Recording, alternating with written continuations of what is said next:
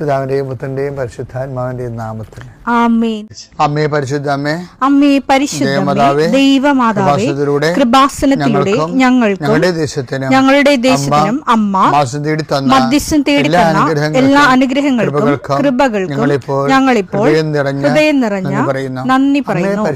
അമ്മേ പരിശുദ്ധമേ, ദൈവമാതാവേ, 2004 ഡിസംബർ 7 ഉച്ചകഴിഞ്ഞ് 2:30 കൃപാസനത്തിൽ സംഭവിച്ച അമ്മയുടെ പ്രത്യക്ഷപ്പെടലിനെക്കുറിച്ച് തിരുസഭയ്ക്ക് സമർപ്പിച്ചിരിക്കുന്ന പഠനരേഖകളുടെ മേൽ സഭാത്മകമായ പഠനം ആരംഭിക്കുവാൻ ഞങ്ങൾ പ്രാർത്ഥിക്കുന്നു. അമ്മേ പരിശുദ്ധമേ, ഭൂസ്വർലോകങ്ങളുടെ രാജ്ഞിയായ അങ്ങേയ്ക്ക് ഭൗമസംരക്ഷണത്തിനായി പ്രപഞ്ചപ്രകൃതിയെ തന്നെ തിരുസഭ പ്രതിഷ്ഠിക്കുവാൻ ഈ പ്രത്യക്ഷീകരണം വഴി ഇടയാക്കണമേ. പരിശുദ്ധമേ, ജപമാല മാതാവേ, സകല കൃപാസനം പ്രാർത്ഥനയോടും ചേർത്ത് ഞങ്ങളിപ്പോൾ പ്രാർത്ഥിക്കുന്ന ഈ കുടുംബത്തിന്റെ പ്രത്യേക നിയോഗം പറ മക്കളെ.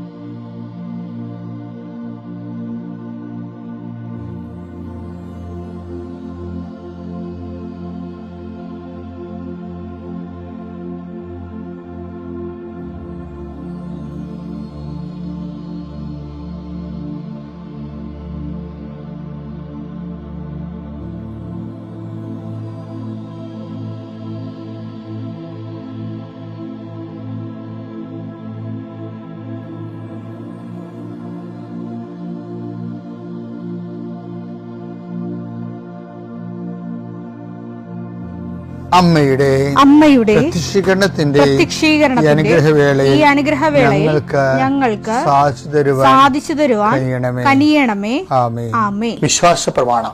സർവശക്തനായ പിതാവും ആകാശത്തിന്റെയും ഭൂമിയുടെയും സൃഷ്ടാവുമായ ദൈവത്തിൽ ഞാൻ വിശ്വസിക്കുന്നു. അവിടുത്തെ ഏകപുത്രനും ഞങ്ങളുടെ കർത്താവുമായ ഈശോമിശിഹായിലും ഞാൻ വിശ്വസിക്കുന്നു.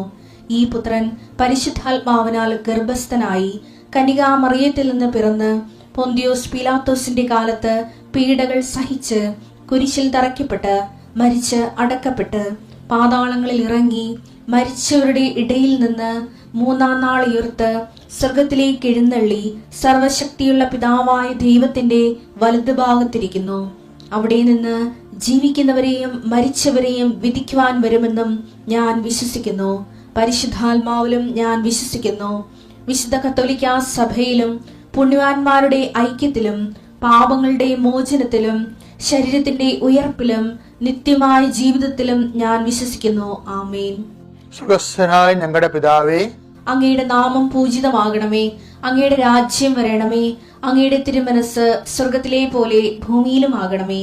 അന്നു വേണ്ടുന്ന ആഹാരം ഇന്ന് ഞങ്ങൾക്ക് തരണമേ. ഞങ്ങളോട് തെറ്റ് ചെയ്യുന്നവരോട് ഞങ്ങൾ ക്ഷമിക്കുന്നത് പോലെ ഞങ്ങളുടെ തെറ്റുകൾ ഞങ്ങളോടും ക്ഷമിക്കണമേ. ഞങ്ങളെ പ്രലോഭനത്തിൽ ഉൾപ്പെടുത്തരുതേ, തിന്മയിൽ ഞങ്ങൾ രക്ഷിക്കണമേ. ആമേൻ. നന്മ നിറഞ്ഞ മറിയമേ, സ്വസ്തി. കർത്താവ് അങ്ങയുടെ കൂടെ സ്ത്രീകളിൽ അങ്ങ് അനുഗ്രഹിക്കപ്പെട്ടവളാകുന്നു. അങ്ങയുടെ ഉദരത്തിൻ ഫലമായി ഈശോ അനുഗ്രഹിക്കപ്പെട്ടവനാകുന്നു. പരിശുദ്ധ മറിയമേ, തമ്പുരാന്റെ അമ്മേ, പാപികളായ ഞങ്ങൾക്ക് വേണ്ടി ഇപ്പോഴും ഞങ്ങളുടെ മരണസമയത്തും തമ്പുരാനോട് അപേക്ഷിക്കണമേ. ആമേൻ. കർത്താവിന്റെ ഉന്നതമായ നാമത്തിന് സ്വസ്ഥം ചെയ്യുന്നു. കർത്താവിന്റെ വിശുദ്ധ പൗരോഹിത്യത്തെ മഹത്വപ്പെടുത്തണമേ. കർത്താവ് സഭയിലുള്ള സാന്നിധ്യം പ്രകടമാക്കണമേ. 39 വർഷം ഞാൻ അർപ്പിച്ച കൃപാനയുടെ യോഗ്യതയായി കൃപാസ്ഥാനത്താരെ ജീവനോടെ പ്രത്യക്ഷപ്പെട്ട മാതാവിന്റെ മധ്യസ്ഥത്തിലെ ഈശോനാമത്തിൽ പ്രാർത്ഥിക്കുന്നു. മാതാവേ, ഒത്തിരി ആഗ്രഹിച്ചാണ് രാവിലെ എഴുന്നേറ്റ് വരണം മക്കള്. അവരുടെ രോഗങ്ങളെ നീ ഏറ്റെടുക്കണമെന്ന് പ്രാർത്ഥിക്കുന്നു. അവരെ നീ സാന്ത്വനപ്പെടുത്തണം. പ്രത്യേകിച്ച് ശാരീരികമായ അവശതകളും രോഗങ്ങളും പരുക്കളും പൊറുക്കാത്ത മുറിവുകളും ഉള്ളവർ കർത്താവെ, അവരെ ഈ പ്രഭാതത്തിൽ അങ്ങ് സ്പർശിക്കണേ ഈശോയെ. കർത്താവെ, ചിലരൊക്കെ ഒരു ദിവസമെങ്കിലും ഒന്ന് ശരീരത്തിന് രോഗമില്ലാതിരുന്നെങ്കിലും ആഗ്രഹിക്കുന്ന രോഗികളാ. കർത്താവെ, കണ്ണീരോടെ പ്രാർത്ഥിക്കുന്നു. അവരെ നീ കൈവിട്ട് കളയരുത്. കർത്താവ് സമാധാനത്തിന് വേണ്ടി പ്രാർത്ഥിക്കുന്നവരുണ്ട്, ഉറക്കം ഇല്ലാത്തവരുണ്ട്. കർത്താവ് ഒരു വീട്ടിൽ തന്നെ താമസിച്ചിട്ട് എല്ലാവരും പരോക്ഷമായിട്ടും പ്രത്യക്ഷമായിട്ടും ഒക്കെ അവഗണിക്കുകയും ഗ്രൂപ്പുകൾ ഉണ്ടാക്കുകയും അതിൻ്റെ ആ ഗ്രൂപ്പിൽ പെടാത്തതിൻ്റെ പേരിൽ ഞെരുക്കപ്പെടുകയും ചെയ്യുന്നവരുണ്ട്. അത്രയും വലിയ തിന്മയുടെ ഭവനത്തിൽ നിന്ന് എവിടെയെങ്കിലും ഓടി ഒളിച്ചാൽ മതിയെന്ന് ഓർത്ത് വിഷമിക്കുന്നവരുണ്ട്. ഈശോയെ, അങ്ങനെ ഒറ്റപ്പെട്ടു പോയവരെ നീ താങ്ങിയെടുക്കണമേ എന്ന് പ്രാർത്ഥിക്കുന്നു. കർത്താവേ, ജപ്തി നടപടികൾ, സാമ്പത്തിക ബാധ്യതകൾ കർത്താവേ ഇറങ്ങിക്കൊടുക്കണമെന്ന് പറഞ്ഞിരിക്കുന്നവരെ, പൈസ അടക്കാൻ പറഞ്ഞിരിക്കുന്ന ഡേറ്റുകൾ, പൈസ കൈ തികയാത്തവർ, പൂർണ്ണമായിട്ടും ഇല്ലാത്തവർ, അവരെയൊക്കെ നീ സന്ധിക്കണം. കർത്താവേ, ഞങ്ങൾ 39 വർഷം അർപ്പിച്ച കുർബാനയുടെ യുഗതിയെ കൃപാസ്ഥാനത്താരെ ജീവനോടെ പ്രത്യക്ഷപ്പെട്ട മാതാവിൻ്റെ മധ്യസ്ഥത്തിൽ ഉടമ്പടിയെടുത്ത് പ്രാർത്ഥിച്ച 10,000 മക്കള് നടത്തിയ രാത്രിയും പകലും മഴയത്തും വെയിലത്തും നടത്തിയ പരിശുദ്ധ പ്രവർത്തനത്തിൽ യോഗ്യതയായി കർത്താവെ, കൃപ കുറഞ്ഞിട്ടുള്ള മക്കള് ഈ പ്രാർത്ഥന കൂടുമ്പോൾ അവരുടെ കഴിവ് കൊണ്ടോ സ്വാധീനം കൊണ്ടോ ഇതിന് തീരുമാനം ഉണ്ടാകത്തില്ല എന്ന് അവർക്കറിയാമായിരുന്നിട്ട് ആരും ഞങ്ങളെ സഹായിക്കും, ആരെങ്കിലും കർത്താവ് നീ എന്നെ അയക്കണമേ, ആരെങ്കിലും ഞങ്ങളുടെ കുടുംബത്തിലേക്ക് അയക്കണമേ. ബന്ധുക്കളോ സ്വന്തപ്പെട്ടവരോ ആരും ഇല്ലല്ലോ, ഇടപ്പോക്കാരും കാണുന്നില്ലല്ലോ. ആരെങ്കിലും അയക്കണമേ കർത്താവേ, മാതാവേ, നിന്റെ ദൂതയായി ആരെങ്കിലും ഈ വിഷയത്തിൽ അയക്കണമേ എന്ന് പ്രാർത്ഥിക്കുന്ന മക്കൾക്ക് ഇന്ന് 12 മണിക്കുള്ളിൽ ആളെ കിട്ടാൻ പരിശുദ്ധ ദേവമാതാവിൻ്റെ മധ്യസ്ഥയിൽ പ്രാർത്ഥിക്കുന്നു. പരീക്ഷ കുഞ്ഞുങ്ങളെ, പരീക്ഷ എഴുതി കഴിഞ്ഞവർ, നല്ല റിസൾട്ട് പ്രതീക്ഷിക്കുന്നവർ, കർത്താവ് അവസാനത്തെ പരീക്ഷയ്ക്ക് എഴുതിയിട്ട് ഇനി എഴുതാൻ കാശുമില്ല, എഴുതി പരീക്ഷ എഴുതി നാണം കെട്ടറുണ്ട്. CA പരീക്ഷ പോലുള്ള പരീക്ഷകൾ 9ഉം 10ഉം ഒക്കെ എഴുതി അവർക്ക് തന്നെ നിക്കക്കളിയില്ലാതിരിക്കുന്നവരുണ്ട്. അവരെ ഈ ഒറ്റ പ്രാർത്ഥന കൊണ്ട്, അവരുടെ കഴിവല്ല, ഉടമ്പടി പ്രവർത്തിക്കേണ്ട മനുഷ്യന്റെ കഴിവിലല്ല, not by merit but by ഗ്രേസിലാണ്. ആ ഗ്രേസിന്റെ ശക്തി യേശുക്രിസ്തുവിന്റെ വിശുദ്ധ രക്തത്തിൽ നിന്നാണ്. കൃപയുണ്ടാവണമെങ്കിൽ അത് കർത്താവിന്റെ സൗജന്യ ദാനമാണെന്ന് മനസ്സിലാക്കിക്കൊണ്ട് കർത്താവിന്റെ കൃപയുടെ ശക്തിയാൽ നിന്റെ എല്ലാ അപാകതകളും, എല്ലാ പരിചയക്കുറവുകളും, എല്ലാ പരാധീനതകളും പോരായ്മകളും യേശുനാമത്തിൽ പരിഹരിക്കപ്പെടുകയും നീ യേശുനാമത്തിൽ സൗഖ്യപ്പെടുകയും യേശുനാമം സമാധാനപ്പെടുകയും ചെയ്യട്ടെ. നിത്യപിതാവും പുത്രനും പരിശുദ്ധാത്മാവായ സർവേശ്വര എന്നേക്കുമേ. ഇന്നൊരു രസം ഉണ്ടായേ. ഇന്നലെ ഞാൻ അൾത്താറ നിന്നപ്പോൾ എല്ലാ ദിവസവും ഞാൻ ആൾക്കാരെ കാണുമല്ലോ. അപ്പോഴേ ഈ നടുവൊക്കെ കുടിഞ്ഞ് ആൾക്കാർ താങ്ങിക്കൊണ്ട് വരുന്ന ആൾക്കാരുണ്ടല്ലോ,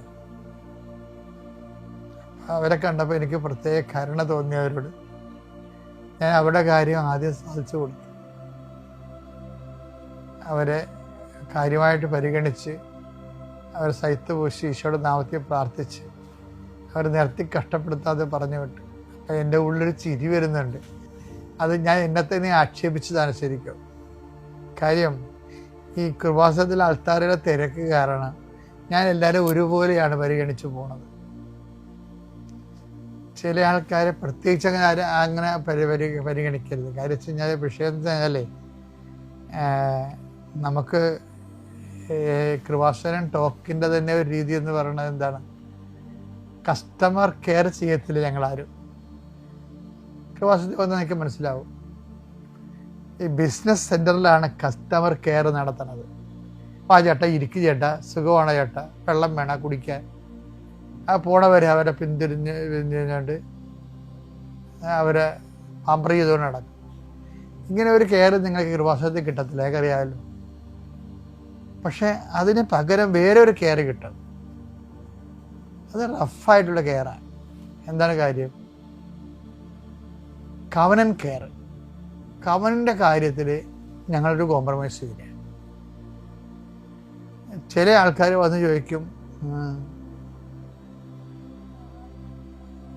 ഈ ഉടമ്പടി എടുക്കാതെ അച്ഛനെ കാണാൻ വല്ല മാർഗവും ഉണ്ടോ എന്ന് ചോദിക്കുമ്പോൾ ചിലപ്പോൾ അവർ റഫായിട്ട് പറയും, ചേച്ചാ കൈ തന്നെ ഒന്നും മീൻ പിടിക്കണ്ട, വണ്ടി വിട്ടേക്കാൻ പറയും. അതിൻ്റെ ഞങ്ങൾ എന്താ ഉദ്ദേശിക്കണമെന്ന് വെച്ച് കഴിഞ്ഞാൽ, ആ കവനൻ്റ് എന്ന് പറയുന്ന ദൈവം എത്രയോ ജനങ്ങളുടെ ലോകത്തുണ്ടായിരുന്നു. ഇതിനൊക്കെ ലക്ഷക്കണക്കിന് മനുഷ്യർ അത് അനുഭവിച്ചു. ഇന്നും എന്തുമാത്രം അക്രൈസ്തവരാണ് അൾത്താരയിൽ ഇന്നലെ കരഞ്ഞുകൊണ്ട് സാക്ഷ്യം പറയണ ദൈവത്തെ അനുഭവിച്ചിട്ട്. അതൊക്കെ ഓർക്കുമ്പോഴേ, അതായത് ഒരു ദിവസം ഇന്നലെ കിട്ടിയ ഒരു സാക്ഷ്യം എന്നറിയാമോ? അതായത് ഒരു ചേച്ചിയുടെ ഒരു പ്രധാനപ്പെട്ട വിഷയം, അവരിങ്ങനെ തുപ്പി തുപ്പി നടക്കും, ഭക്ഷണം കഴിക്കത്തുമില്ല. അപ്പം അവരെ മെലിഞ്ഞ ആള് അൾത്താരെ പിടിച്ചു കൊണ്ടാണ് കൊണ്ടുവരുമ്പോൾ അവർ വന്നപ്പോൾ തന്നെ അവർ വീണ്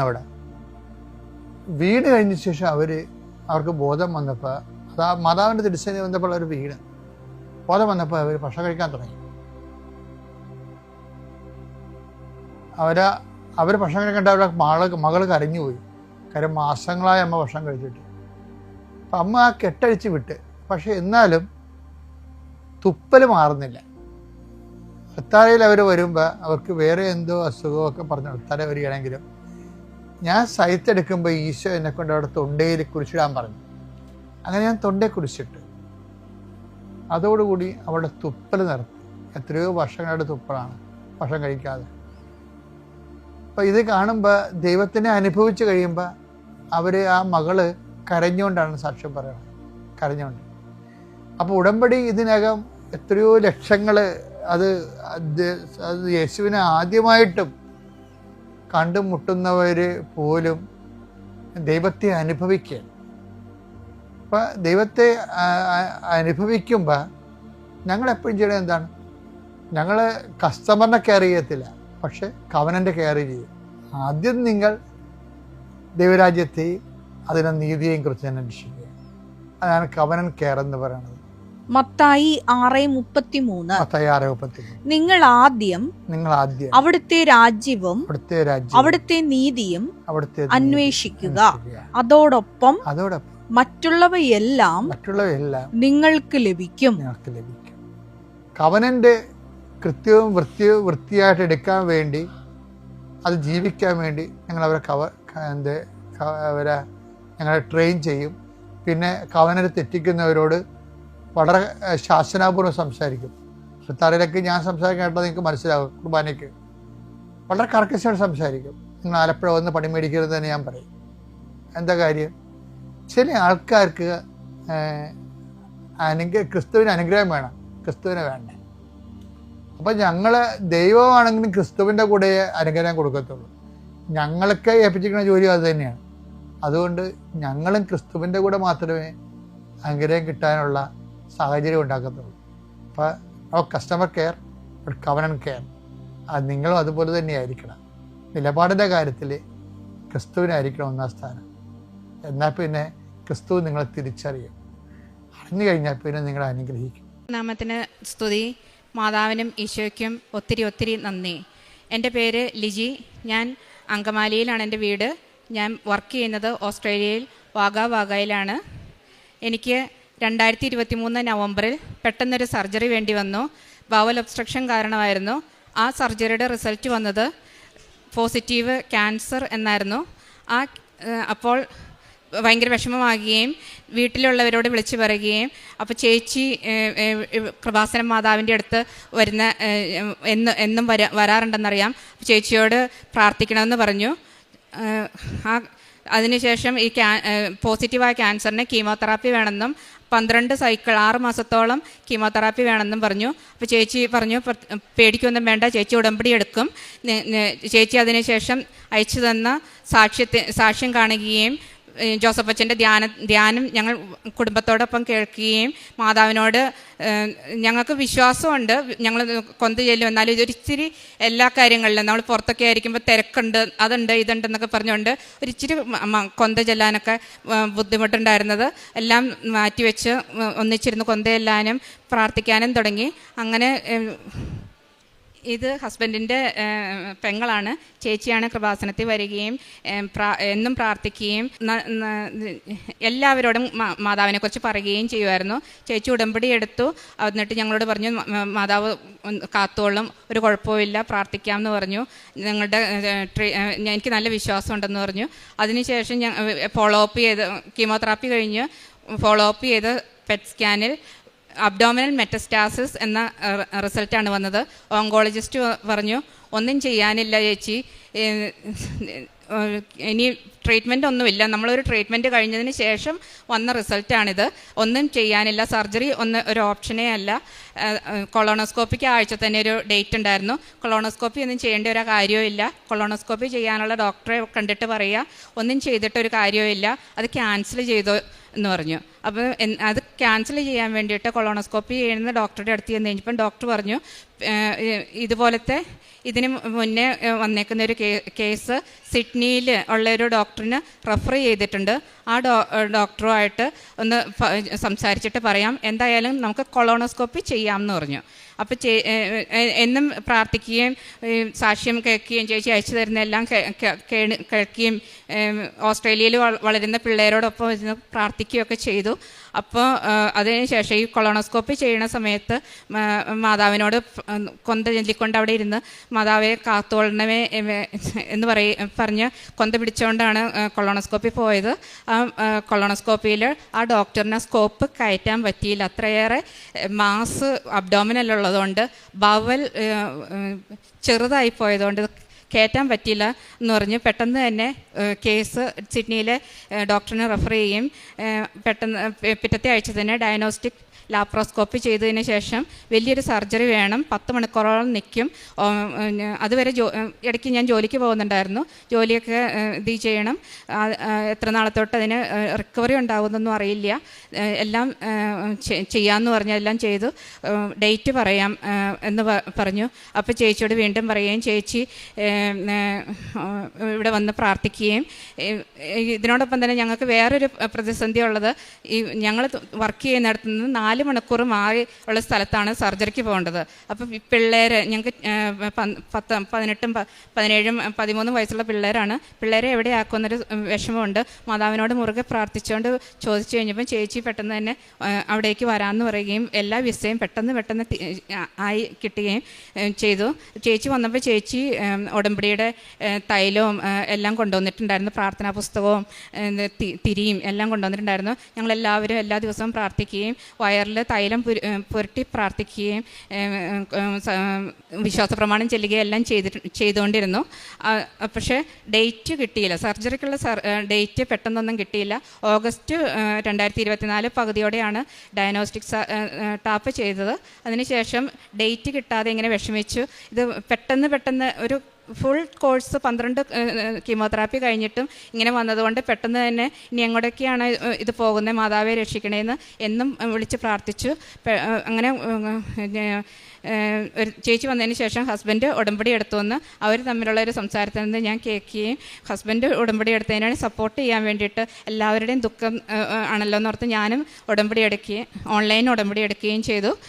അങ്ങനെ ഉടമ്പടി എടുത്ത ഒരു ദിവസം ആ ആഴ്ച തന്നെ ഇങ്ങനെ ഇരുന്ന് പ്രാർത്ഥിച്ചുകൊണ്ടിരുന്നപ്പോൾ പെട്ടെന്നൊരു സുഗന്ധം തൈലത്തിന് മണം വരികയും എപ്പോഴും എനിക്ക് ഡോക്ടറുടെ ഒരു ഇതും വന്നിട്ടില്ല. ഞാൻ മാതാവിനോട് പറഞ്ഞു, മാതാവ് എന്തെങ്കിലും ഒന്ന് പറയും. ചേച്ചി വന്നു, ചേച്ചിക്ക് ആകെ മാക്സിമം 4 ആഴ്ച നമ്മുടെ കൂടെ നിൽക്കാനുള്ളൂ, അതിനുള്ളിൽ സർജറി നടന്നില്ലെങ്കിൽ പിള്ളേരുടെ കാര്യം പിന്നെയും അവതാളത്തിലാവുകയെന്ന് പറയുകയും അപ്പം തന്നെ ഒരു പ്രൈവറ്റ് നമ്പറിൽ നിന്ന് ഫോൺ വരികയും രാത്രി 9 മണിയായിരുന്നു. രാത്രി 9 മണിക്കൊന്നും നമ്മളാരും ഇത് കൺസൾട്ടേഷൻ ഡോക്ടർ വിളിക്കണമെന്നൊന്നും കേട്ടിട്ടില്ല. പക്ഷേ അത് കൺസൾട്ടേഷൻ ഡോക്ടറായിരുന്നു. ഒക്ടോബർ 1-ാം തീയതിയിലോട്ട് ഡേറ്റ് തരികയും തരാമെന്ന് പറഞ്ഞു. അപ്പോൾ ഈ ഒക്ടോബർ 1-ാം തീയതി എന്ന് എല്ലാവരോടും പറഞ്ഞു കഴിഞ്ഞപ്പോൾ ചെറിയ ബുദ്ധിമുട്ടുകളൊക്കെ ഉള്ളതുകൊണ്ട് എല്ലാവരും ഒരു ഇതൊക്കെ പറഞ്ഞപ്പോൾ ഞാൻ മാതാവിനോട് വീണ്ടും പറഞ്ഞു, മാതാവ് എല്ലാവർക്കും ഈ ഒക്ടോബർ 1-ാം തീയതിയോടെ എന്തോ ഒരു വിഷമം, എനിക്ക് വേറൊരു ഡേറ്റ് എങ്ങനെയും തരാമോ, അടുപ്പിച്ച് തന്നെ എന്ന് പറഞ്ഞപ്പോൾ ആ ആഴ്ച തന്നെ ഒരു ഫോൺ കോളും കൂടി വന്നു. ഒരു 30 വയസ്സുള്ള കുട്ടിക്ക് പെട്ടെന്ന് സർജറി വേണം, അതുകൊണ്ട് അത് എൻ്റെ കേസിനേക്കാളും വളരെ കോംപ്ലിക്കേറ്റഡ് കേസാണ്, അതുകൊണ്ട് ആ ഡേറ്റ് അവർക്ക് കൊടുക്കുവാണ്.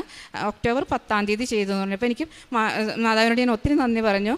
എല്ലാ ദിവസവും ഞങ്ങൾ തൈലം പൂശുകയും ധ്യാനം കേൾക്കുകയും പ്രാർത്ഥിക്കുകയും എല്ലാം ചെയ്യുന്നുണ്ടായിരുന്നു. ചേച്ചി മുഴുവൻ നേരവും മക്കളോട് കൂടി ഉണ്ടായിരിക്കുകയും എല്ലാം പ്രാർത്ഥിക്കുകയും ചെയ്തു. സർജറി ചെയ്ത് കഴിഞ്ഞ് കഴിഞ്ഞപ്പം 500 കേസ് ചെയ്തിട്ടുള്ള ഡോക്ടറാണ് ചെയ്തത്. ഒരു 18 പീസോളം അബ്ഡോമിനിൽ നിന്ന് അവർ ക്യാൻസർ സെൽസ് എന്ന് തോന്നിയ ഭാഗങ്ങൾ മാറ്റി. പക്ഷേ എൻ്റെ മനസ്സിൽ അന്നേരവും ഞങ്ങളെല്ലാവരും ഉറച്ച് വിശ്വസിച്ചു ഇത് ക്യാൻസർ ഇനി ഉണ്ടാവില്ല, ഒരു ഇൻഫ്ലമേഷൻ ആയിരിക്കും, മാതാവ് ഞങ്ങളെ രക്ഷിക്കുമെന്ന് ഉറച്ച് വിശ്വസിച്ചു. ആ റിസൾട്ട് വന്ന് ഡോക്ടർ സർജറി കഴിഞ്ഞ് റിസൾട്ട് പറയാൻ വേണ്ടി വന്നത് ഇതൊരു അത്ഭുതമാണെന്ന് പറഞ്ഞുകൊണ്ടാണ്. ഡോക്ടർ ഇതുവരെ കണ്ടിട്ടില്ലാത്തൊരു അത്ഭുതമാണ്. എൻ്റെ ജീവിതത്തിൽ ആദ്യമായിട്ടാണ് ഇങ്ങനെ ഒരു റിപ്പോർട്ട് ഞാൻ കാണുന്നത്. ഒരു സെല്ല് പോലും ക്യാൻസർ ആണെന്ന് പറഞ്ഞില്ല. എല്ലാം no evidence of cancerous cells of 18 pieces, അതാണ് റിസൾട്ട് വന്നത്. അതോടൊപ്പം തന്നെ മാതാവിന് ഞാൻ ദർശിക്കുന്ന മാതിരി ഒരു അനുഭവം. ഈ സർജറി കഴിഞ്ഞ് പിറ്റേ ദിവസം വെൻറ്റിലേറ്ററിൽ നിന്ന് അവരെടുത്ത് കഴിഞ്ഞ് കഴിഞ്ഞപ്പോൾ ICUലായിരുന്നു. മയങ്ങി പോകുമ്പോൾ വേറെ ഒന്നും ഓർമ്മയില്ല. എന്തൊക്കെയോ ഒരു മഞ്ഞ കളറുള്ള കുറച്ച് സാധനങ്ങളും ഒരു നീല കളറും മാത്രം എനിക്ക് കാണാം. എനിക്കൊന്നും മനസ്സിലായില്ല ഇതെന്താണെന്ന്. അതിനുള്ള അനസ്തേഷ്യയൊക്കെ തന്ന അതിനുള്ള ഒന്നും തോന്നിയില്ല. കുറച്ച് ദിവസം കഴിഞ്ഞ് കഴിഞ്ഞപ്പോഴാണ് മനസ്സിലായത് ഇത് കൃപാസന മാതാവ് എന്നോടൊപ്പം ആയിരുന്നതാണ്, എന്നെ കാത്തു പരിപാലിക്കുന്നതാണ്. അതുപോലെ സർജറിക്ക് കയറിയപ്പോൾ മാതാവിൻ്റെ കൊന്തയും മാതാവിൻ്റെ ചേച്ചി കൊണ്ടുവന്ന് ഉടമ്പടി വെച്ച കാശുരൂപവും എല്ലാം കൂടെ കൊണ്ടുപോകാനും മാതാവ് ഓരോ നിമിഷവും ആദ്യത്തെ സർജറിയിൽ ചെയ്തിരുന്ന കൊളോസ്റ്റമി റിവേഴ്സ് ചെയ്യാനും എല്ലാം ഡോക്ടർ 12 മണിക്കൂറോളം അവരെ സഹായിച്ച് എല്ലാം ഒരു കുഴപ്പമില്ലാതെ നടത്തി തന്നു. അതിനുശേഷം ഒരു കുറച്ച് നാൾ കഴിഞ്ഞപ്പോൾ ഞാൻ ജോലിക്ക് പാർട്ട് ടൈം കയറാൻ തുടങ്ങി. ഇപ്പം ഫുൾ ടൈം ജോലിയാണ്. അങ്ങനെ ദൈവനാമത്തിന് നന്ദി, മാതാവിന് ഒത്തിരി നന്ദി. എന്നെ മാതാവിൻ്റെ കൃപാസന മാതാവിൻ്റെ ഭക്തിയാണ്. കൊന്ത ചെല്ലാറുണ്ട്, 25 കൊന്ത ചൊല്ലി ഞാൻ പല കാര്യങ്ങളും നേടിയിട്ടുണ്ട്. പക്ഷേ ഈ രണ്ടാമത്തെ റിപ്പോർട്ട് വന്നപ്പോൾ എന്നോട് ആൾക്കാർ ചോദിച്ചു ഈ മാതാവ് കൂടെ ഉണ്ടായിരുന്നിട്ട് എന്താ പറ്റിയെന്ന് ചോദിച്ചു. പക്ഷേ കൃപാസന മാതാവ് എന്നെ കൈവിട്ടില്ല, മാതാവിൻ്റെ കൂടെ തന്നെ വന്നു ചേച്ചിയിലൂടെ. അങ്ങനെ ഞങ്ങളുടെ കുടുംബം ഇപ്പോൾ സന്തോഷത്തിലാണ്. അതിനുശേഷം ഞങ്ങൾക്ക് വീണ്ടും വളരെയേറെ അനുഗ്രഹങ്ങൾ ഉണ്ടായിട്ടുണ്ട്. കാരുണ്യപ്രവൃത്തി ചെയ്തത് ദാനധർമ്മം ചെയ്യുകയും രോഗികളോട് യേശുവിനെക്കുറിച്ച് നമ്മൾ ഇന്ത്യക്കാരെന്ന് പറഞ്ഞു കഴിയുമ്പോൾ പുറത്തുള്ളവരുടെ വിചാരം നമ്മളെല്ലാവരും യേശുവിൽ വിശ്വസിക്കുന്നുണ്ടോയെന്ന് അവർക്കറിയില്ല. അപ്പോൾ യേശുവിലാണ് വിശ്വാസം. യേശുവാണ് എൻ്റെ ദൈവം, മാതാവാണ് എൻ്റെ. ഞാൻ കൊന്ത ഇട്ടുകൊണ്ട് നടക്കാറുണ്ട്, കൊന്ത കൈച്ചെയിനായിട്ട് യൂസ് ചെയ്യാറുണ്ട്. അന്നേരം എല്ലാം അവർ മാതാവിൽ വിശ്വാസം ഉണ്ടോ എന്ന് ചോദിക്കുകയും അവർ നമ്മളോടൊപ്പം തന്നെ മാതാവിൽ വിശ്വസിക്കുകയും ചെയ്യും. അവർക്കും അത് ഒരു അനുഭവമായിരുന്നു. അവരുടെ ദുഃഖങ്ങളിലും ഇത് ചെയ്തു. പിള്ളേർക്കാണേലും വിശ്വാസത്തിൽ ഉറച്ച് വിശ്വസിക്കാനായിട്ട് സഹായിച്ചു. പിന്നീട് ഞാനൊരു ലൈറ്റ് ക്യാൻഡിൽ എടുത്തിട്ടുണ്ട്. എൻ്റെ ചേച്ചിക്ക് ഒരു കുഴപ്പമില്ലാതെ എന്നെ വന്ന് നോക്കിയ ചേച്ചിക്ക് ഇത് ക്യാൻസർ ആണെന്ന് പറഞ്ഞപ്പോഴാണ് ആ മാതാവും അതും എല്ലാം ഒരു കുഴപ്പമില്ലാതെ അവളും എൻ്റെയോടൊപ്പം തന്നെ ഇപ്പോൾ ഇവിടെ നിൽക്കാനായിട്ട് മാതാവ് അനുഗ്രഹം തന്നു. 2 വർഷത്തിനുള്ളിൽ 2 അനുഭവങ്ങളും ഒത്തിരിയേറെ അനുഗ്രഹങ്ങളും മാതാവ് ഞങ്ങൾക്ക് തന്നു. ദൈവകുമാരന് നന്ദി, മാതാവിന് നന്ദി. ഈ പുണ്യാൾത്താരയിൽ വന്ന് നിന്ന് ഈ സാക്ഷ്യം പറയാൻ അവസരം തന്ന പരിശുദ്ധ അമ്മയ്ക്കും ഈശോപ്പായ്ക്കും കോടാനുകോടി നന്ദി പറയുന്നു. എൻ്റെ വീട് അങ്കമാലി കിടങ്ങൂർ ഇൻഫന്റ് ജീസസ് ഇടവകയിൽ നിന്ന് വരുന്നു. എൻ്റെ പേര് ജിസ ബേബിച്ചൻ. എനിക്ക് ഈ കഴിഞ്ഞ ഫെബ്രുവരി മാസത്തിലൊരു ഇൻസിഡൻറ്റ് ഉണ്ടായിരുന്നു. ഇവിടെ അടുത്ത് പോയി വന്നു കഴിഞ്ഞപ്പോൾ ഞാൻ വെറുതെ ഒരു സ്കാൻ ചെയ്തതാണ്. അപ്പോൾ എനിക്ക് ക്യാൻസർ ആണെന്ന് അറിഞ്ഞു. അത് കഴിഞ്ഞപ്പോൾ കുഴപ്പമില്ല, എല്ലാം ട്രീറ്റ്മെൻറ്റ് എല്ലാം കഴിഞ്ഞു. ഞാൻ സുഖമായിട്ടിരിക്കുന്നു. എപ്പോഴും മാതാവ് എൻ്റെ കൂടെ ഉണ്ടായിരുന്നു. എനിക്ക് വലിയ പ്രശ്നങ്ങളൊന്നും ഉണ്ടായിരുന്നില്ല. കീമോ ചെയ്താലും ഞാനൊക്കെ സ്റ്റേണായിരുന്നു. പെട്ടെന്ന് ക്യൂറായി. ഞാൻ അച്ഛൻ്റെ അടുത്ത് വന്ന് പ്രാർത്ഥന സഹായം അപേക്ഷിച്ചിരുന്നു. എല്ലാത്തിനും അമ്മ നൽകിയ അനുഗ്രഹങ്ങൾക്ക് കോടാനുകോടി നന്ദി പറഞ്ഞുകൊണ്ട് ഞാൻ നിർത്തുന്നു. 1 ദിനവൃത്താന്തം 5:20.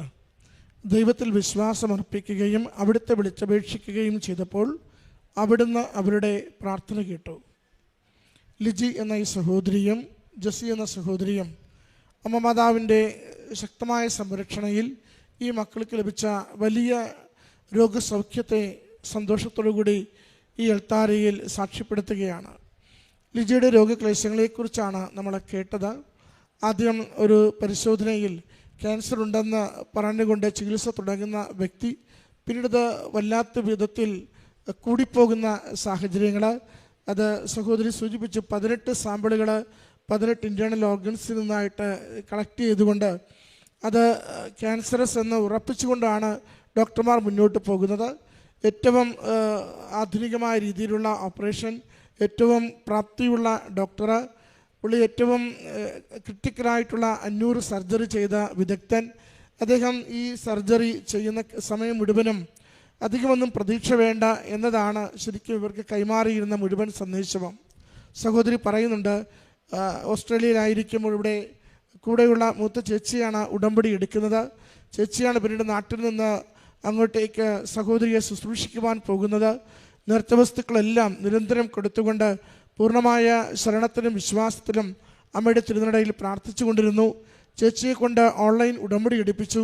അങ്ങനെ അച്ഛൻ്റെ ധ്യാനം കൂടിയും അമ്മയുടെ അരികിൽ നിരന്തരമായി പ്രാർത്ഥന സമർപ്പിച്ചും രാവിലെ ഡെയിലി ബ്രെഡിൽ നിരന്തരമായി പങ്കുചേർന്നുകൊണ്ടും രണ്ടുപേരും രോഗത്തിൻ്റെ പൂർണ്ണമായ സൗഖ്യത്തിന് വേണ്ടിയാണ് ആ നാളുകളിൽ പ്രാർത്ഥിച്ചത്.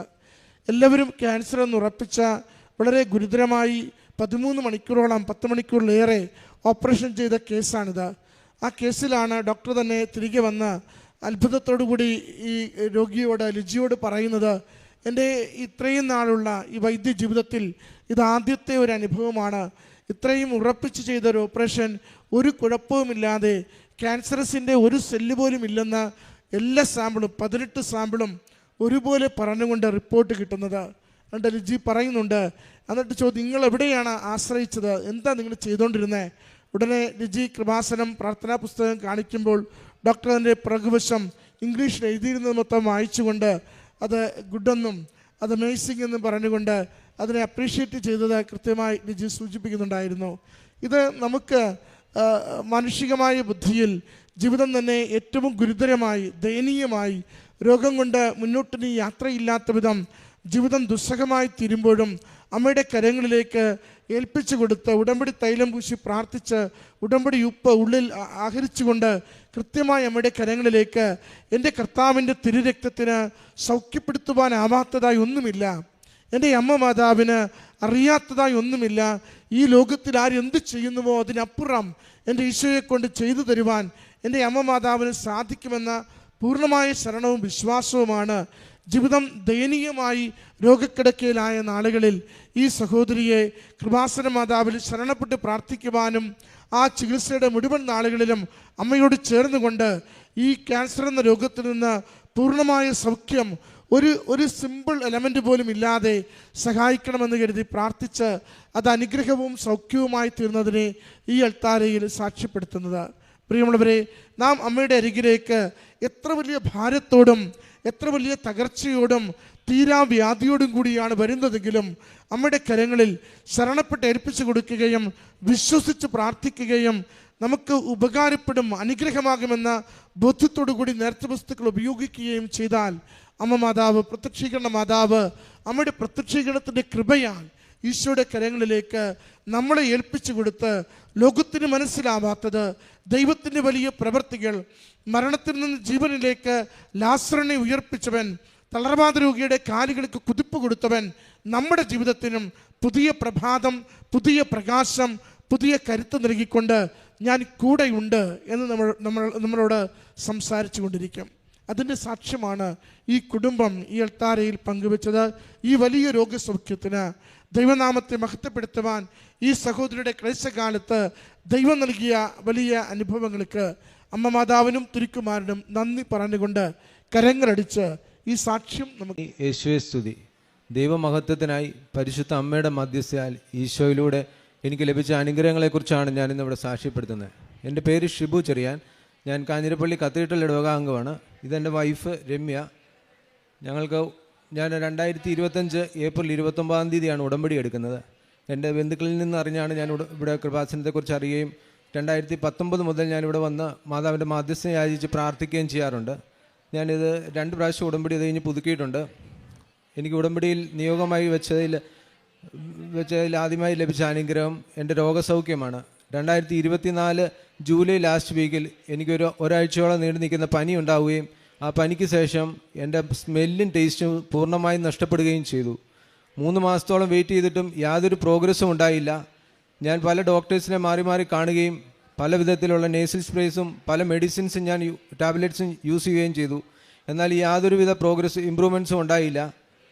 ഞാൻ അതിനുശേഷം ഞാൻ ഉടമ്പടി പുതുക്കിയ ശേഷം മരുന്ന് പൂർണ്ണമായി ഉപേക്ഷിക്കുകയും പ്രത്യക്ഷീകരണ പ്രാർത്ഥനയിലും മരിയൻ ഉടമ്പടി പ്രാർത്ഥനയിലും വിശുദ്ധ തൈലം ഞാൻ എൻ്റെ നാവിലും മൂക്കിലും പുരട്ടുകയും വിശ്വാസത്തോടുകൂടി ഞാൻ പ്രാർത്ഥിക്കുകയും ചെയ്തതിൻ്റെ ഫലമായി 1 മാസത്തോളം ഞാൻ അങ്ങനെ വിശ്വസിച്ച് പ്രാർത്ഥിച്ചതിൻ്റെ ഫലമായി എനിക്ക് പൂർണ്ണമായി എൻ്റെ സ്മെല്ലും നെയ്സും നഷ്ടപ്പെട്ടത് എനിക്ക് തിരികെ ലഭിച്ചു. ഇത് ഞാൻ മാതാവിൻ്റെ മധ്യസ്ഥ ഞാൻ യാചിച്ച് നേടിയ അനുഗ്രഹത്തിന് ഒത്തിരി നന്ദി പറയുന്നു. അടുത്തതായി ജപമാല റാലിയിലൂടെ 2025 ഒക്ടോബർ മാസം നടന്ന ജപമാല റാലിയിലൂടെ ഞങ്ങൾക്ക് ലഭിച്ച ഒരു അനുഗ്രഹമാണ്. 2022 ഒക്ടോബറിൽ എൻ്റെ വൈഫിന് UK നേഴ്സായി ജോലി ലഭിക്കുന്നതിന് വേണ്ടി ഒരു വ്യക്തിക്ക് 8 ലക്ഷം രൂപ ഞങ്ങൾ ബാങ്ക് ട്രാൻസ്ഫർ ത്രൂ കൊടുക്കുകയും 1 വർഷം വരെ കാത്തിരുന്നിട്ടും ജോലി ലഭിക്കുകയോ പണം തിരികെ ലഭിക്കുകയോ ചെയ്യാതെ ഞങ്ങൾ കബളിപ്പിക്കപ്പെടുകയും ചെയ്തു. ഈ വ്യക്തിയുടെ അടുത്ത് ഞങ്ങൾ ഒരുപാട് തവണ പണം തിരികെ ആവശ്യപ്പെടുകയും അല്ലെങ്കിൽ ജോലി ലഭിക്കണമെന്ന് ആവശ്യപ്പെടുകയും ചെയ്തിട്ട് യാതൊരുവിധ നടപടികളും ഉണ്ടായില്ല. ഈ വ്യക്തി ബേസിക്കലി ഒരു മലയാളിയാണെങ്കിലും ഇപ്പോൾ ബ്രിട്ടീഷ് സിറ്റിസനാണ്. അതിനാൽ ഞങ്ങൾക്ക് കേസ് ലീഗലി മൂവ് ചെയ്ത് കഴിഞ്ഞാൽ വലിയ പ്രയോജനമൊന്നും ലഭിക്കാറില്ല. എങ്കിലും ഒരു ഫോർമാലിറ്റിക്ക് വേണ്ടി ഞങ്ങളൊരു കേസ് ഫയൽ ചെയ്ത് വെച്ചിട്ടുണ്ടായിരുന്നു. പക്ഷേ ഞങ്ങൾക്ക് ഈ പൈസ തിരികെ ലഭിക്കുമെന്ന് യാതൊരു പ്രതീക്ഷയുമില്ല. ഞങ്ങൾക്കത് വലിയൊരു സാമ്പത്തിക ബാധ്യതയാവുകയും ചെയ്തിരുന്നു. അങ്ങനെ ഇരിക്കെ ഒരു ദിവസം എല്ലാ ദിവസവും ഞാൻ ഡെയിലി ബ്രെഡിൽ പങ്കെടുക്കുന്നതാണ്. ഒരു ദിവസം ഒക്ടോബർ മാസത്തെ ഒരു ഡെയിലി ബ്രെഡിൽ ബഹുമാനപ്പെട്ട ജോസഫ് അച്ഛൻ പറയുകയുണ്ടായി, നിങ്ങളുടെ പണം ആരെങ്കിലും കബളിപ്പിച്ചിട്ടുണ്ടെങ്കിൽ ആ വ്യക്തിയുടെ ഫോട്ടോ സമർപ്പിച്ച് ഈ ഡെയിലി ബ്രെഡിൽ പ്രാർത്ഥിക്കാൻ പറഞ്ഞു. അപ്പോൾ ഞങ്ങൾക്കൊരു പ്രതീക്ഷ ഉണ്ടാവുകയും ഞാൻ അങ്ങനെ പ്രാർത്ഥിക്കുകയും ചെയ്തു. ഞാൻ അതിനുശേഷം ജപമാല റാലിയിൽ നിയോഗത്തിൽ പ്രത്യേക എഴുതി സമർപ്പിക്കുകയും അതിനകത്ത് ഹൈലൈറ്റ് ചെയ്ത് ഞാൻ എഴുതുകയും ചെയ്തു, ഇതെന്നെക്കൊണ്ട് അസാധ്യമായ കാര്യമാണെന്ന്. പക്ഷെ അവിടെയാണ് മാതാവിൻ്റെ ഇടപെടലുണ്ടായത്. ഞാൻ ജപമാല റാലി കഴിഞ്ഞ് തിരികെ ഈ കൃപാസനത്തിലൂടെ വാതിൽക്കൽ കൂടെ പാസ് ചെയ്യുമ്പോൾ എന്നെ ഈ കേസുമായി ബന്ധപ്പെട്ട ഒരു പോലീസ് ഓഫീസർ എന്നെ വിളിക്കുകയും ഈ കേസിൻ്റെ ഡീറ്റെയിൽസ് എല്ലാം ഒരിക്കൽ കൂടി ചോദിച്ചറിയുകയും ചെയ്തു. അതിനുശേഷം 2 ആഴ്ചയ്ക്കുള്ളിൽ, ഇതിന് യാതൊരു പ്രോഗ്രസ്സും ഇല്ലാതിരുന്ന കേസാണ്, 2 ആഴ്ചയ്ക്കുള്ളിൽ ഞങ്ങളുടെ നഷ്ടപ്പെട്ട പണം പൂർണ്ണമായും ഞങ്ങൾക്ക് ബാങ്ക് ട്രാൻസ്ഫർ ചെയ്ത് ഞങ്ങൾക്ക് തിരികെ ലഭിക്കുകയും ചെയ്തു. അങ്ങനെ ഞങ്ങൾ ഇതുമായിട്ട് ബന്ധപ്പെട്ട കേസും കാര്യമെല്ലാം ക്ലോസ് ചെയ്യാൻ പറ്റി. അങ്ങനെ മാതാവ് എനിക്ക് വലിയ 2 അനുഗ്രഹങ്ങളാണ് നൽകിയത്. എൻ്റെ ആത്മീയ ജീവിതത്തിൽ ഞാൻ കഴിഞ്ഞ 4 വർഷത്തോളമായി വിശുദ്ധ കുർബാന മുടക്കാറില്ല. വിശുദ്ധ കുർബാനയെ അതിയായി സ്നേഹിക്കുകയും ചെയ്യുന്ന വ്യക്തിയാണ്. പിന്നെ കുടുംബ പ്രാർത്ഥന ഒരു ദിവസം പോലും മുടക്കാറില്ല. ഉടമ്പടി എടുക്കുന്നതിന് മുമ്പ് ഞാൻ മാസത്തിൽ ഒരിക്കൽ കുമ്പസാരിച്ചിരുന്നത് ഉടമ്പടി എടുത്തു കഴിഞ്ഞപ്പോൾ 2 ആഴ്ചയിൽ ഒരിക്കൽ കുമ്പസാരിക്കാനും, പിന്നെ ഞങ്ങളുടെ ജീവിതത്തിൽ എന്തെങ്കിലും പ്രധാനപ്പെട്ട കാര്യങ്ങളുണ്ടെങ്കിൽ അതിനു മുമ്പ് കുമ്പസാരിച്ച് ഒരുങ്ങുകയും ചെയ്യാറുണ്ട്. ഞാൻ സ്ഥിരമായി ബൈബിൾ വായിക്കാറുണ്ട്. ഏതെങ്കിലും ദിവസം ബൈബിൾ വായന മുടങ്ങിയിട്ടുണ്ടെങ്കിൽ എനിക്ക് കാരണം അറിയാവുന്ന വചനങ്ങളും ചില സങ്കീർത്തനങ്ങളും ഒക്കെ ഞാൻ ഏറ്റു ചൊല്ലാറുണ്ട് പലതവണ. എനിക്ക് ഈ ഉടമ്പടി എടുത്തത് വഴി വിശുദ്ധ വസ്തുക്കളിലുള്ള കൂടുതൽ വിശ്വാസം ഉണ്ടാവുകയും ഭയം എന്ന കാര്യങ്ങളൊക്കെ മാറുകയും ചെയ്തു. ഏത് കാര്യത്തിനും മാതാവ് ഈശോയും കൂടെ ഉണ്ടെന്നുള്ള ഒരു ബോധ്യം ഉണ്ടാവുകയും ചെയ്തു.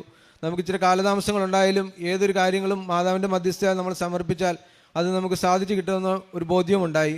എൻ്റെ പ്രേക്ഷിത പ്രവർത്തനങ്ങൾ ഞാൻ ഓരോ പ്രാവശ്യം ഉടമ്പടി പുതുക്കുമ്പോഴും ഞാൻ 6 കെട്ട് പത്രം വീതം മേടിച്ച് ബസ് സ്റ്റോപ്പിലും ഫുട്പാത്തിലുമൊക്കെ നിന്ന് പ്രാർത്ഥനാപൂർവ്വം കൃപാസനത്തെക്കുറിച്ച് പറഞ്ഞ് മറ്റു വ്യക്തികൾക്ക് ഞാൻ വിതരണം ചെയ്യാറുണ്ട്. ഞാൻ ഉടമ്പടി പുതുക്കാൻ വന്നപ്പോൾ എൻ്റെ ഒരു ഫ്രണ്ടിനെയും കൊണ്ട് വന്ന് ഞാൻ ഉടമ്പടി എടുപ്പിച്ചിട്ടുണ്ട്.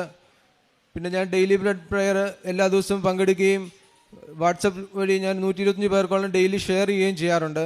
എൻ്റെ കാരുണ്യ പ്രവർത്തനങ്ങളായിട്ട് എനിക്ക് പരിചയമുള്ളതും അർഹതപ്പെട്ടവരുമായിട്ടുള്ള ചില വ്യക്തികൾക്ക് ഞാൻ സാമ്പത്തികമായും അവർക്ക് ആവശ്യമായിട്ടുള്ള സാധനങ്ങൾ മേടിച്ച് നൽകാറുണ്ട്. നിർധനരായ കുട്ടികളെ കെയർ ചെയ്യുന്ന ഒരു ആശ്രമത്തിൽ എന്നാ കഴിയും വിധം ഫുഡും അവർക്ക് വേണ്ടിയ സാധനങ്ങൾ ഞാൻ മേടിച്ച് നൽകുന്നുണ്ട്. ഒരു ഓൾഡ് ഏജ് ഹോമിൽ എന്നാ കഴിയും വിധം ഉള്ള ഫുഡും കാര്യങ്ങളും മേടിച്ച് നൽകുകയും അവിടെയുള്ള ഓരോ വ്യക്തികളെയും ഞാൻ സമീപത്ത് പോയിരുന്ന് അവരോട് സംസാരിക്കുകയും അവരെ സാന്ത്വനിപ്പിക്കുകയും ചെയ്തിട്ടുണ്ട്.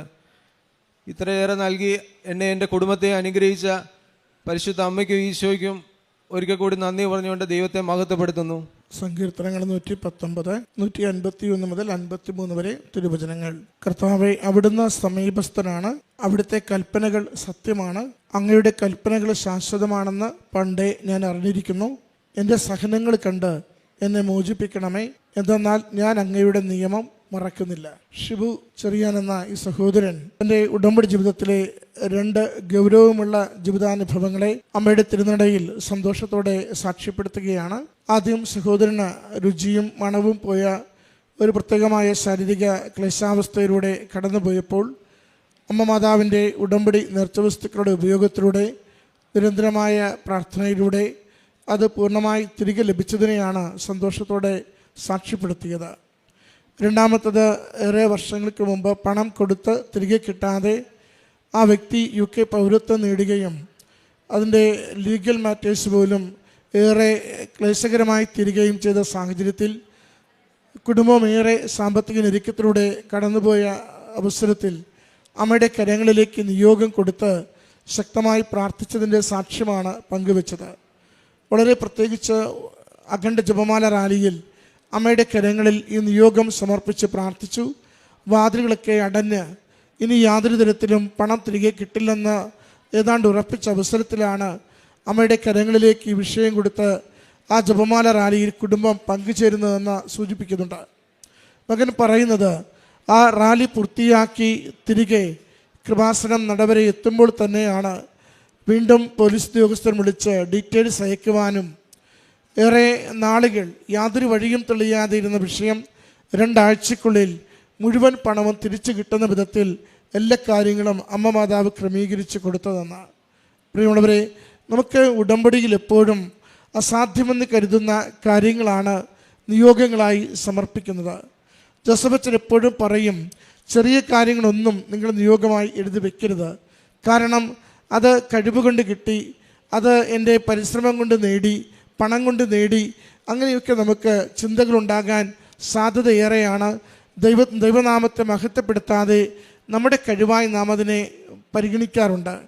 എന്നാൽ വാതിലുകളടയുന്ന, ജീവിതം മുന്നോട്ട് പോകുവാനാവാത്ത വിധം നമ്മൾ തന്നെ പ്രയാസപ്പെടുന്ന വലിയ ദുരന്ത വിഷയങ്ങളെ അമ്മയുടെ കരങ്ങളിലേക്ക് നാം ഏൽപ്പിച്ചു കൊടുക്കുമ്പോൾ നമുക്ക് തന്നെ വ്യക്തമായ അടയാളങ്ങളോടെ അമ്മ മാതാവ് നമ്മുടെ ജീവിതങ്ങളെ എങ്ങനെ കരം പിടിക്കുന്നു, കരകയറ്റുന്നു, സങ്കടങ്ങൾ അകറ്റുന്നു, രോഗങ്ങൾ സുഖം തരുന്നു, നമ്മുടെ പ്രശ്നങ്ങൾക്ക് പരിഹാരമാക്കുന്നു, നമുക്കത് അനുഭവിച്ചറിയുവാൻ സാധിക്കുകയാണ്.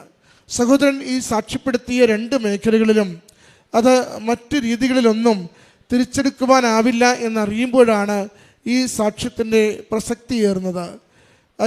രുചിയില്ലാത്ത, മണമില്ലാതെ ക്ലേശിച്ചിരുന്ന നാളുകളിൽ പല സാധാരണ പരിശ്രമങ്ങളും നടത്തി അതൊക്കെ പരാജയപ്പെടുമ്പോഴാണ് അമ്മയുടെ കരങ്ങളിലേക്ക് ഏൽപ്പിച്ചു കൊടുക്കുകയും തിരികെ സാധാരണ നിലയിലേക്ക് വരികയും ചെയ്യുന്നത്.